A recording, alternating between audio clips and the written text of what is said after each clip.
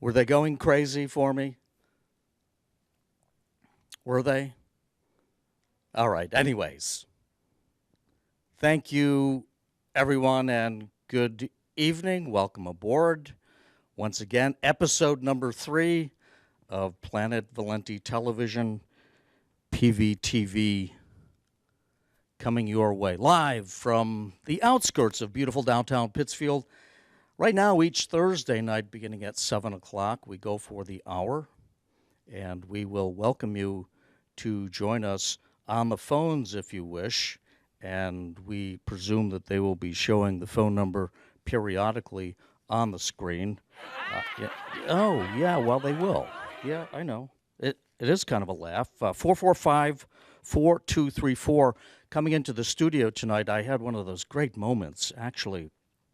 If we could just freeze time, it would be wonderful if we could just stop it right about now. You know, we're getting past mid-May, approaching Memorial Day, and we have a perfect shade. Let there be light. Rise. A perfect shade of neon green. Have you stopped to notice all of the different shades of green on the leaves and the trees, the grass? Unbelievable.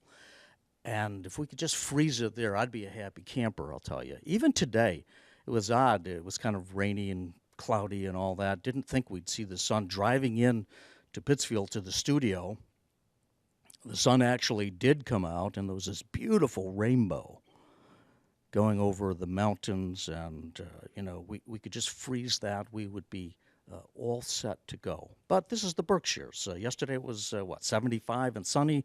Today we got through some weather. There was a tornado that actually touched down nearby Schenectady. It had some folks worried that it might come this way, but it didn't. Anyways, we've got a tornado going on here on this show, and part of the fun of the show is that when the theme music comes up and I step out, actually, you know what? I didn't trip this time. Usually it's like, but I just tripped. I do have Brewster. I do, right? We did send that letter in to our lawyer. FPC TV fix this little bump in the floor, yeah, and get me some Type A Kodachrome. I'm still waiting for that. 445-4234. That's the phone number. I said on the Planet today, if you read us online, www.planetvalenti.com, where we break more than our share of news. I said that we weren't sure. This is episode 3 and not enough data to really decide whether we shall continue with phone calls. I am more than pleased to hog up all of the time for myself if you wish me to do that. But right now we're going to have, yeah, I know. We will have phone calls if you want us to do that. So I kind of worded it this way. I left the decision up to you, and your phone calls will show that. I'm probably leaning at this point probably to doing it, because I am, as you know from my work on the Planet, a believer in free speech. And once you get beyond all of the satire and whatever fun we can manage to generate on this show, really there's a serious intent, and that is to share some information with you about what's going on in your government. It is your government. You own it, people. You own it. Some of you even managed to vote in November, and give yourselves a hand for that. All 24% of you who decided to do that. 3 out of 4 voters who do not turn out for a general election does not spell good tidings for a city. And in our own small way, on the Planet, on the web, and here to whatever extent we can on the telly, we hope that we can stimulate some participation and to be the activist. I got into an animated discussion the other day with one of our most fervent critics, and I love hearing from opposing points of view, and I frequently do. And as a matter of fact, my critics are really probably among my most loyal followers because they can't miss a word I might say. I just might misspeak a syllable or two, and they can hold that against me somehow. And I was accused of being an agitator. And I promptly thanked the guy.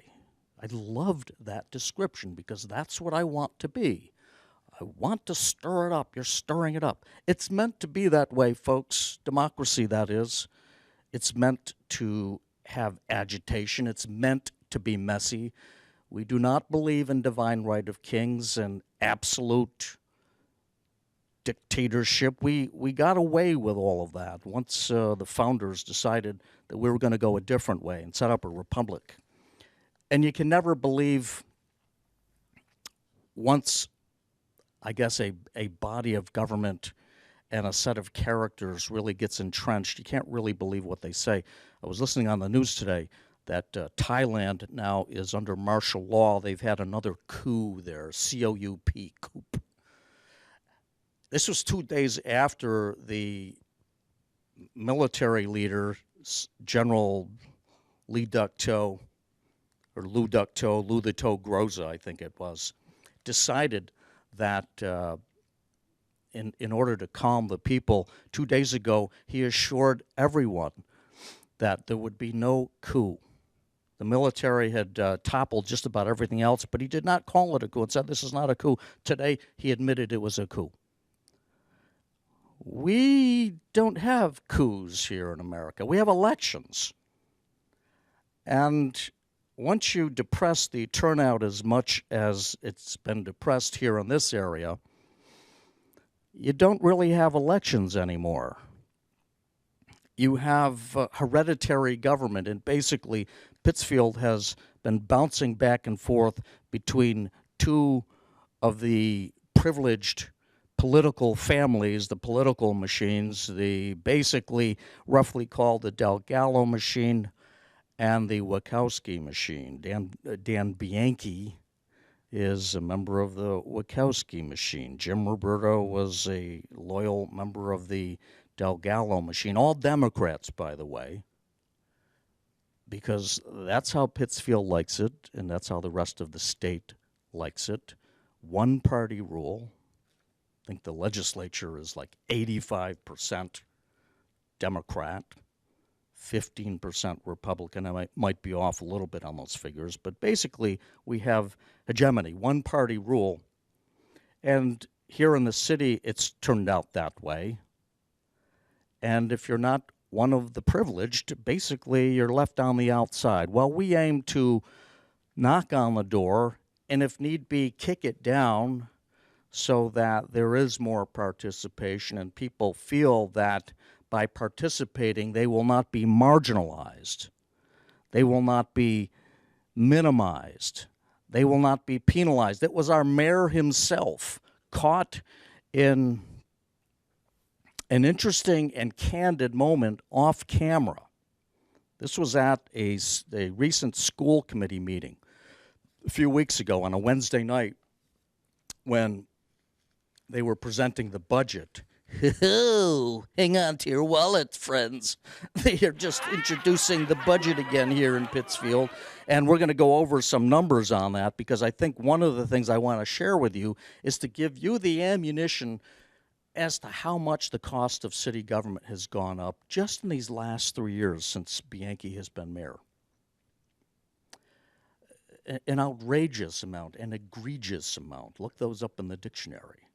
So it's at a school committee meeting. I'll just put these papers on the table for a moment. And the lone citizen who attended, there might have been a couple others attending, but basically it was sparsely attended. And this is only a meeting to decide on 70% of the city budget, right? Nothing at all. You'd figure that the joint would be packed, but outside of the special interests, that is, employees of the Pittsfield School Department and their families, there really was hardly any citizen participation. But the one gentleman who did, super citizen Terry Kinnis, former member of the school committee, in the most recent term. He decided not to re-up for re-election, but he does show up at the meetings. He showed up at this one, and it came to the point where I think the chair asked if there were any comments, and Terry raised his hand, and Bianchi could be heard off camera saying into a live mic, "Oh, wow, that's a surprise." Now think about that. Think about the effect that might have on anybody who is thinking of attending a meeting and saying something. We have a private citizen who cares to be involved in a budget discussion, the largest part of the budget, and he's ridiculed by the mayor. Folks, that's not right. It wasn't a great week for the mayor, by the way. William Monterosso, the head of Berkshire Works, resigned. That's how they're phrasing it. He resigned. I think that the coverage, we broke that story on the Planet, first of all, and we were told by numerous sources that when the trouble first started at Berkshire Works, that the mayor and the director of personnel in town, the Sheffield shuffler, John D'Angelo, pretty much the response was, well, let's try to hide this. Let's just bury it. They told the executive director of Berkshire Works, look, just take some time off, be cool, it'll blow over. It didn't blow over. There was a toxic situation there, apparently. And lo and behold, we covered it, we stayed on it, we forced the Berkshire Eagle, also known as the boring broadsheet, to at least acknowledge that there was something going on there, and he resigned this week, the executive director. That will make, now, when they get a new one, 3 executive directors in a little more than a year at Berkshire Works. The mayor has gone through 3 director of administrative services in little more than a year. So clearly, it seems that the wheels are falling off, and the response, rather than addressing the main issue that needs to be addressed in this town right now, which is the finances, the budget, the mayor's response is to just pile on requests, more requests for taxpayer dollars. That's why I didn't get all touchy-feely. I didn't go moons in June when they announced that $9.7 million would be earmarked to Pittsfield for a life sciences building on the site of PETA. Folks, read my coverage of this on the Planet, planetvalenti.com, but I'm telling you, this is almost $10 million of your taxpayer money. It comes from the state. And the state has basically set up a $1 billion slush fund dedicated to life sciences. That's a pretty wide umbrella. It covers a lot of sins. And it also attracts many entrepreneurs and its share of snake oil salesmen. You know, Dr. Marvel's mystery oil? That goes, I think we have a phone call. I'm not seeing anything on the monitors. We do? Okay. I'll complete this point, but when you have $1 billion of money and basically you've said, we want to give this away, they find you. Don't worry about it. This is the dreaded quasi-public-private partnership. All they're doing at PETA is using your $10 million that came from you, and they're putting up a shell of a building. There's no company coming there. It's kind of, if you build it, they will come. Let's go to the phones here, and let's welcome you to the show, if I can hear you. Good evening. You're on with Dan. Hi. Dan, long-time listener and reader, first-time caller to your show. Thank you very much. Great to talk to you. What's the M in the hat stand for? Monterosso? Yes. Does it? What did you ask about Mr. Monterosso? What does the M on your hat stand for? Monterosso? Well, as a matter of fact, I think it does now that you told me. It Could be, but Kansas too. It might as well as a fitting tribute. Actually, if you really want to know the serious answer, this M on the hat is for the Mexican baseball team. Oh, God bless you, Dan. Yes. Mexican baseball is great. Hey, Yes. Dan, I got a quick question. Speedy Gonzalez was the pitcher who won most valuable player in this past World Classic, but that's what it means. Anything else? Yeah, I wanted to ask you, I thank you for your transparency. Oh, and, well. The question I have for you is, you mentioned on your Planet blog that the city could save millions of dollars with the ratio and the insurance. Could you explain that tonight? Well, I'll try. I'll hang up and listen. You're doing a great job, Dan. Oh, by the way, we'll test beyond tonight.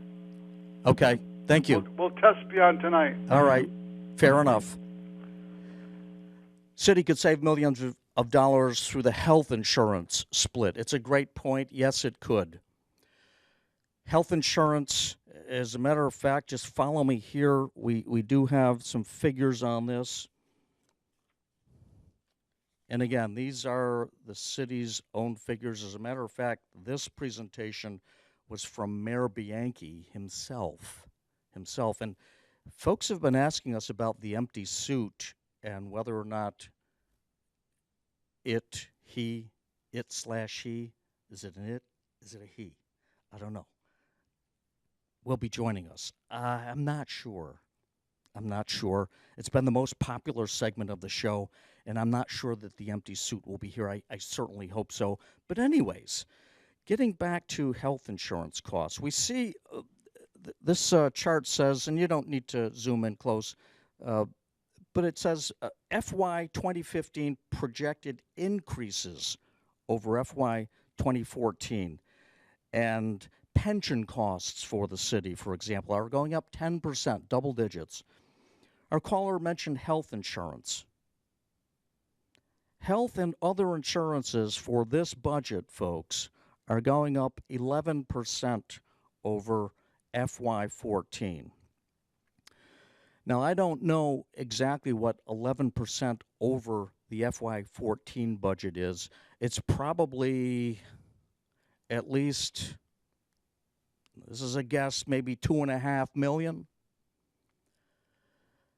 So let's just say, for the sake of argument, that the city is spending $23 million a year to provide insurance for its public employees. Let's think about this. State law requires that a municipality provide a 50-50 split. Taxpayers provide half, the city provides half. There are many, I won't say most because I don't know, towns and municipalities that provide that split. When the city was trying to, and it's still trying to push through that ridiculous pay raise whereby the mayor's salary would go up almost 40%. He's doing such a great job. They compared what other communities on average are providing in the Commonwealth, and on average, it's a 75-25% split. Taxpayers picking up 3/4 of the insurance. That doesn't happen in the dreaded private sector, by the way. You're lucky if you get any insurance. Pittsfield goes better than that. It goes to 85%, 85-15. It's a hell of a bargain for city workers. Not so good for taxpayers, though, because as you probably know, the cost of health insurance has gone through the roof, and here we have it, projected to go up 11%. If that percentage could be adjusted down, I would guess probably every 10% would save you between $2 and $3 million or more. So if it goes from 85-25 and you took it down 20%, so it was 65-45. Taxpayers still picking up the bulk of the cost. You would save about maybe $6 million every year. This is a recurring savings. If you went down 60-40, if you went down 55-45, Actually, it was 65-35. If you did 50-50, in other words, the lower you go on that break, the more money that taxpayers save. Why isn't that brought up? Because, in a word, our politicians are scared to bring it up. You got 25% of the people voting in the election, so you know that your city workers and employees and their families and their friends are going to vote, and they don't want to take the chance. There's no guts there. There's no there. They call it spine. They call it character. You stand up. And Pittsfield is fast approaching a moment of crisis in its finances. Let me go over to the chart. If we can we get a shot of that middle? Yeah. Here's a little chart, by the way, that I put together. You can see we spent a lot of money on graphics for this, but this is the FY 13, 14, and 15 budget. 15 is proposed. This is what the city council is going to debate. Can we stretch that word? They're going to debate this request of the mayor. In FY 13, it cost $133 million and $133.1 million. That was Bianchi's first budget on his own. The next year it went up to $137.58 million. And this year he's put in a request. Look at the jump here from 137.5 to 148.1. That's a huge amount. He inherited the final Roberto budget was $129.34 million. So in just 3 short years, this guy has taken a little less than $130 million to run the city, pay for the services and everything else. And he wants $148.14 million. That's an increase of 49%. Check that. I don't know what the percentage of that increase is. It's about $20 million over 130. Figure it out. But here's where the 49% comes in. 10 years ago, that's not all that long, 10 years. The cost of the city for the first time in FY 2004, first budget to top $100 million in 2004. Prior to that, the budget was staying at, well, it was just under 100 million before that. 99, and then for a long time it stayed in the 90s, the 70s, the 60s, and it was a slow rise through the 60s and 70s. But once we got here, just 10 years ago, it's gone from $100 million to this current request, which is $148 million. That's a 49% increase in the cost of your government, folks. And now ask yourselves, did your services go up 49%? Did the population grow up 49%? No, both of those shrunk. You're getting fewer services. There are fewer people. The tax base, that surely must have enlarged for them to increase spending that way. The answer is no. Did not go up, and it's shrinking, so that if this ridiculous budget, $148 million, is passed, the smaller number of tax-paying, hardworking tax-paying citizens are going to have to pay that increasing amount. And as we've seen, going back to probably 30 years, The budget has been rising, rising, rising, rising. Play this out, project it out 2 years, 3 years, 5 years, 10 years. It's unsustainable.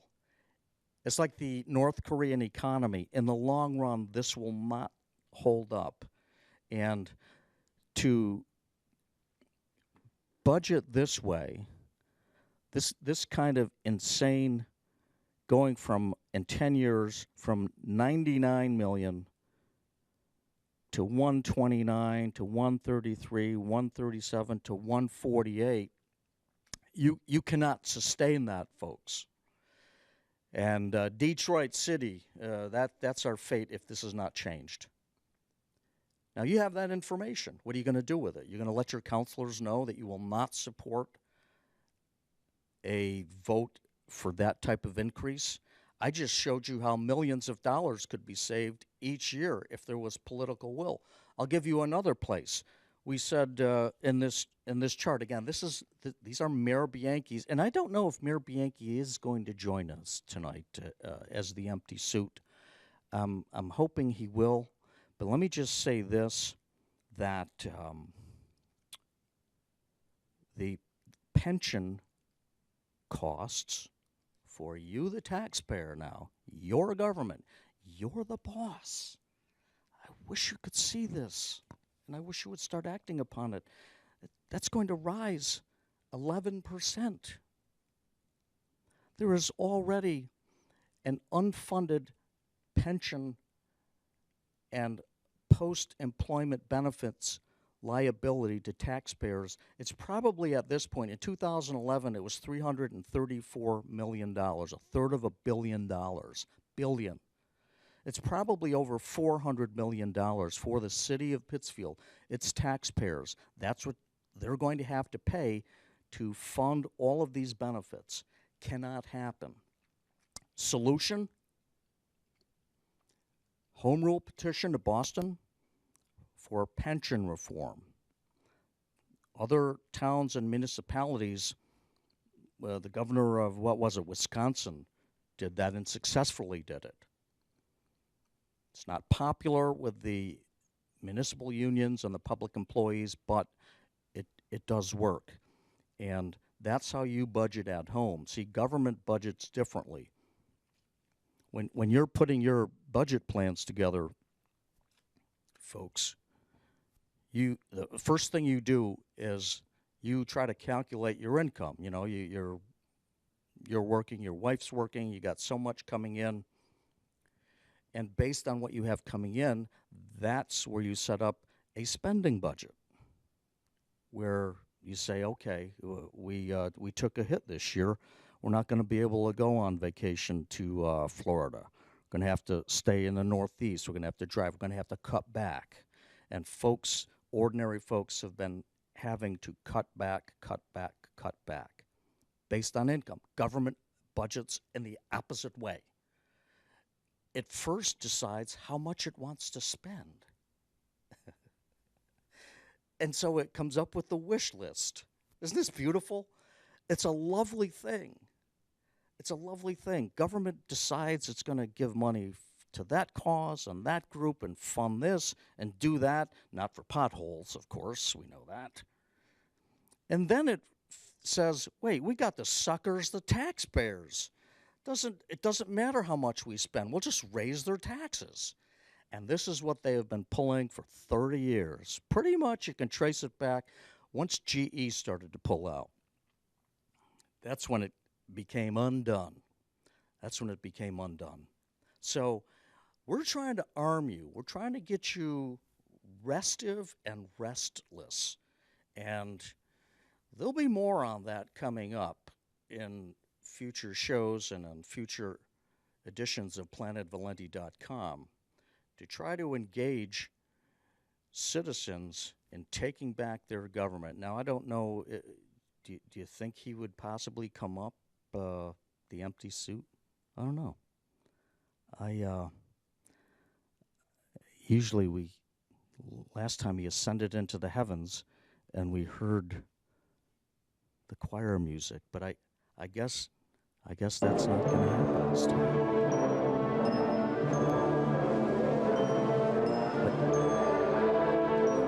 Are you serious?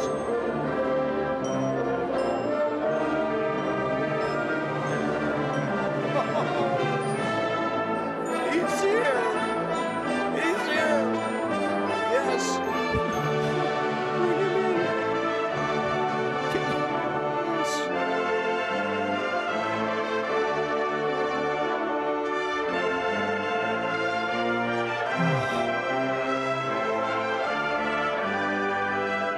Thank you, Your Honor. Thank you.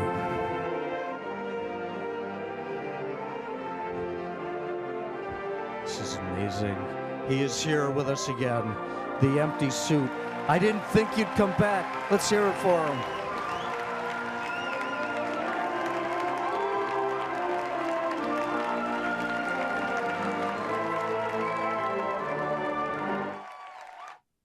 All right, don't let it go to your head. All right, but it's good to have you with us. By the way, Mr. Mayor, welcome to the hot seat. And you know, it wasn't such a good week for you, was it? You know, you lost your fair-haired boy from Kentucky. Blue Moon of Kentucky didn't keep on shining now, did it, Mr. Mayor? No. That was Mr. Monterosso.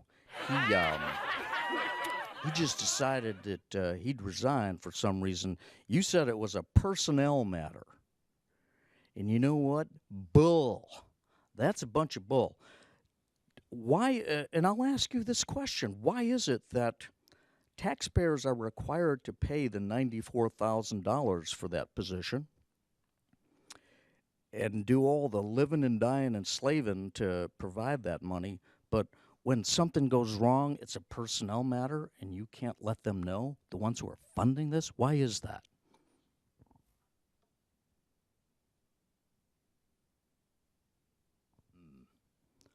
Thought so. How's the pay hike request going? Pretty good? You want 40% for the job you're doing, do you? I'll tell you what, I didn't think you had a pair, and I know you don't, but you're hoping that no one would pay attention. We wrote about that pay hike, and folks don't want it, okay? And surely you ought to know that. Now, I'm a firm believer in walking a mile in someone's Cole Haans. They're Gucci's. They're moccasins. And I am going to try an experiment here tonight, folks. And we're not sure how it's going to work, but I am going to attempt. I got this idea by watching Star Trek when Spock gave the Vulcan mind meld to a creature of some sort, and he became that creature. Well, I'm going to become the mayor. And let me just give you fair warning. And Mr. Mayor, if I just may get up and address the cameras directly. We are going to attempt an experiment right now. Do not try this at home. Please remain calm. And if you're out and about on the road, return to your homes immediately. I have developed a potion in my laboratory. I read comic books. I watched monster movies on TV. But anyways, one sip of this potion, and if it's worked the way I hope, I shall become the mayor. I shall find out what it's like to be him. It's risky. The first time I did this, I actually turned into an orange grove. I was located beyond the right field fence at Winter Haven, Florida. The second time I did this, I became a resident of Dubrovnik. And I don't know how to speak the language. I was getting close when I downed the magic potion, and I turned into an insurance salesman. I figured nothing could be more boring than that. I knew I was getting close to Bianchi. And now, ladies and gentlemen, before your very eyes, I'm going to down this potion and I really don't know what's going to happen. So you must bear with me, and it would be really good. I know this can't happen. I know we cannot get mood lighting here, not on our budget, but just try to imagine the proper confines and think Dr. Jekyll and Mr. Hyde. So I'm going to put the microphone down, and I'm going to take this potion right now, and I'm going to attempt to just, even if it's for a moment, to become the mayor. Okay? Now, I don't know if we have a little background music to entertain folks. Probably not. But if we do, put that up and just kind of watch me right now.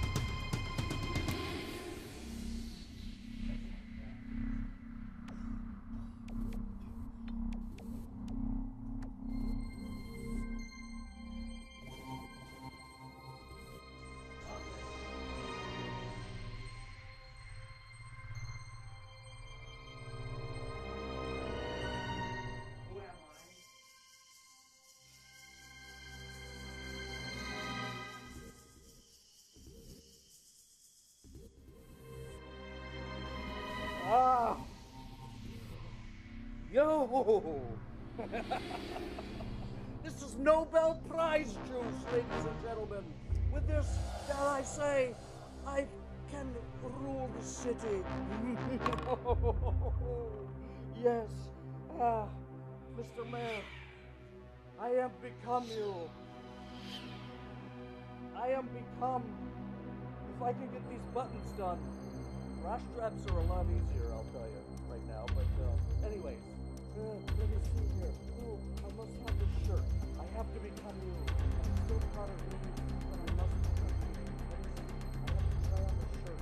One more button, I think. Yes, I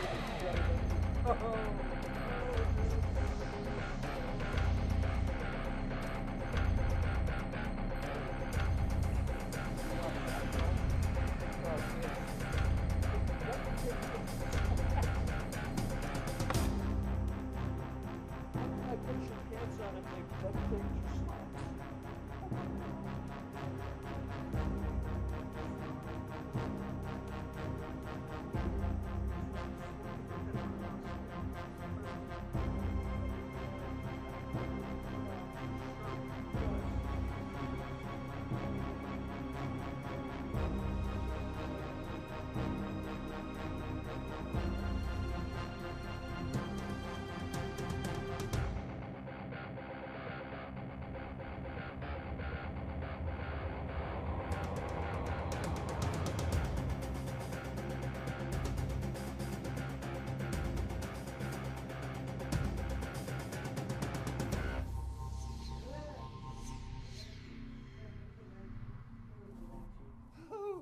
Oh, I am become you. Oh, the fabric. Oh, it goes to my head. What should I do?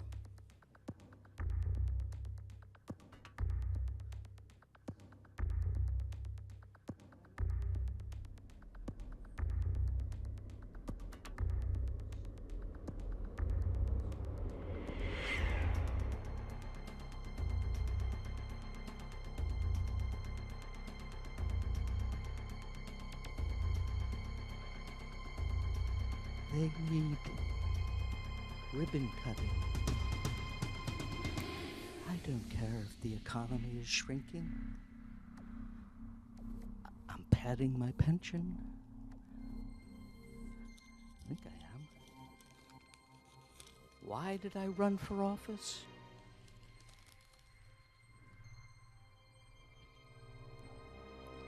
To pad my pension. I don't care that the tax base is shrinking. The population is dropping. I don't care that you have to work 2 and 3 jobs. I will cut ribbons. Hi, I'm Dan the Yankee. Yeah, you voted for me? You're a sucker, aren't you? Yeah, you think it's easy being mayor? Well, it is easy being mayor because I'm not really the mayor. I work at Global Mondello. That's Larry Mondello's cousin. You remember Larry Mondello? He was the Beaver's friend. I work at Global Mondello. I pretend to be the mayor, and I cut ribbons.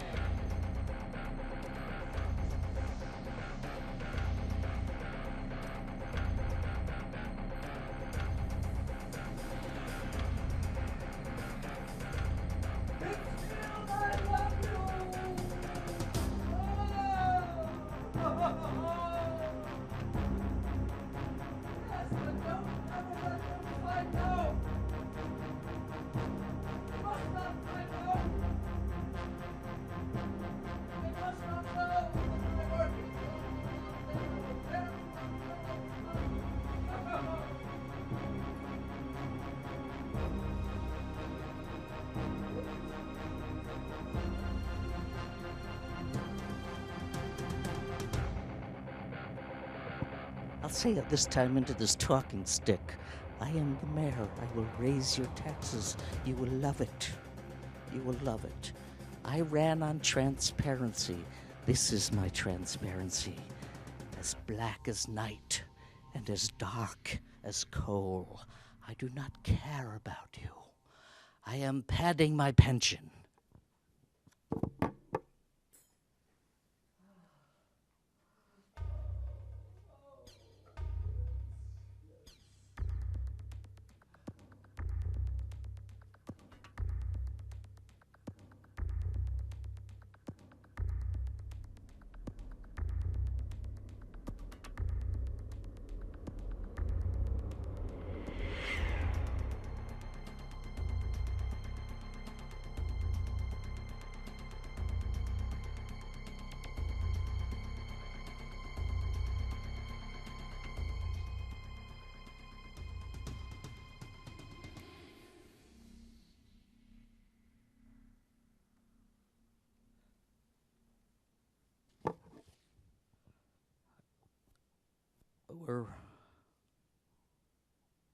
We're in the studio, right?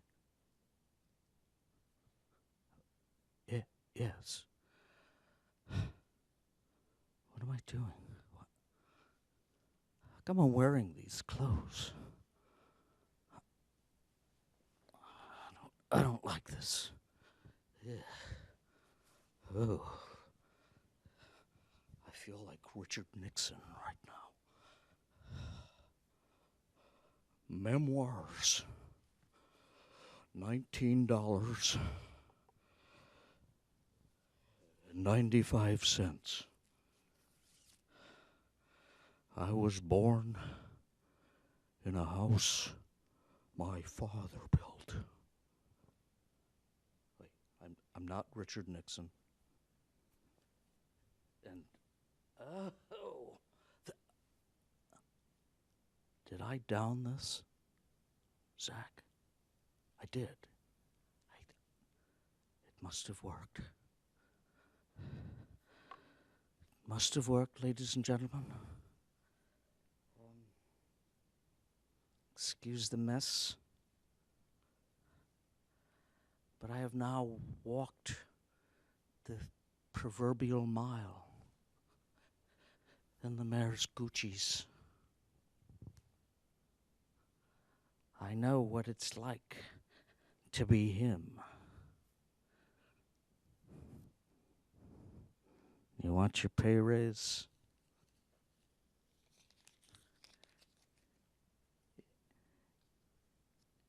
There's your stinking pay raise. Now, get him out of here. Get him out of here. No diving for that money. I'm about to lose my whole thing here, but I think I can hear through the earpiece. We have a phone call. How do you follow that with a phone call? Hello, you're on the air with the planet. Hi there. Yes, when you were showing the money, Dan, I thought of an old movie. We don't need your stinking dollars. We don't need your stinking dollars. Yeah, But let me he ask does. you something. When you were You know what movie that transforming was into from? Bianchi, yes, I do. Treasure of Sierra Madre. It was Treasure of Sierra Madre. When you were doing your excellent presentation of Anthony Hopkins into mayor transformation of Bianchi, my taxes went up again. Did they really? So it must have worked then. But I wanted to ask the mayor a question, and maybe you can ask him on the side and give me the answer as I hang up. Okay, I'll be glad to do that. Silver Lake recently opened to fun and relaxation in the summertime. Will there be ice skating in the winter is my question.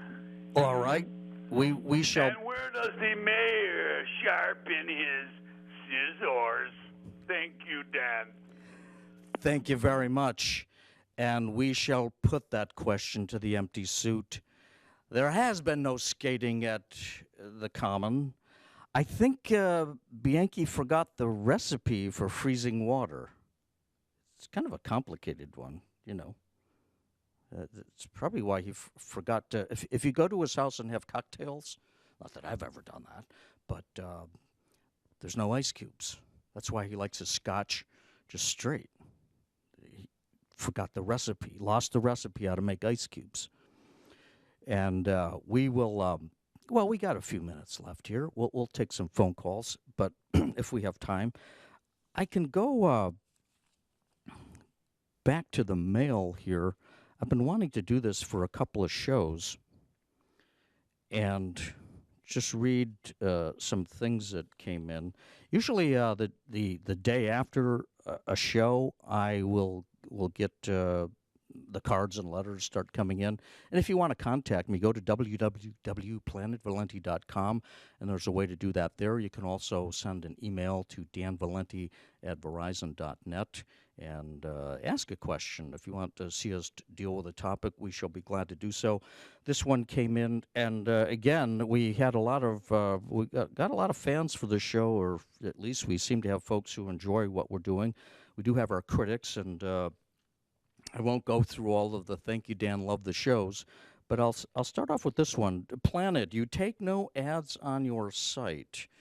Your TV show is public access, so how do you make the money to eat at Blantyre, the Red Lion Inn, and Wheatley most every day? This is I've heard this one before. Where does your money come from? Boston's North End, maybe? And this is signed J.D. Rockefeller. Well, I think it's actually from the anonymous alcoholic. I'll let him off easy. I remember the first time I tried beer, you know. Where does my money come from? I have a magic writing machine, and it exchanges words for $2 bills. So, and I usually pump out at least 1,000 words a day. So you do the math, and as far as Boston's North End, I do have some friends there on Salem Street. Usually when they want to talk to you, they go like this, smoking a cigarette, down to nothing. Hey, Dan, come here.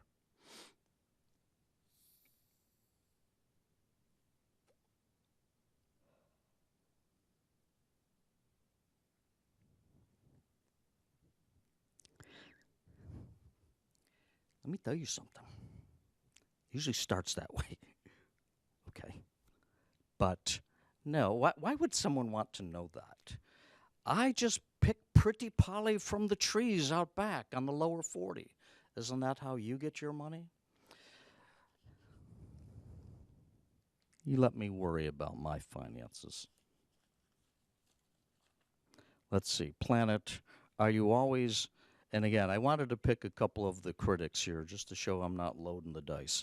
are you always that negative and nasty? Unsigned, I think I put my own address in here. Email idiot@gmail.com. Yeah.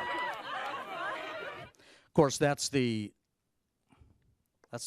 cliche about me, Mr. Nasty. I do kick canes out from under old ladies, so the stories go. I do all sorts of bad stuff. I steal the candy from a laughing baby's mouth. I've even been known to put kick me signs on the backs of soccer players' jerseys. That's pretty rough. Now, so let me ask you a question, idiot. When you were born, did they let your mom out of the cell? Just wondering. Yeah. So I just shared these to show you how it's not all fun and games. And they talk about thin skin and you give it to the politicians. No one takes as much as I do, okay? And as Richard Boone said in the movie that he was in with Paul Newman, Hombre, you got a hard bark on you coming down here like this.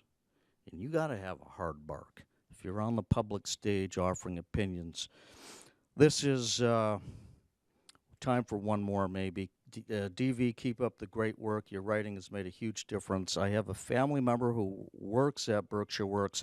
After I talked with him, after learning of Mr. Monteroso's resignation, it was as if he had been told the diagnosis of terminal cancer was an error.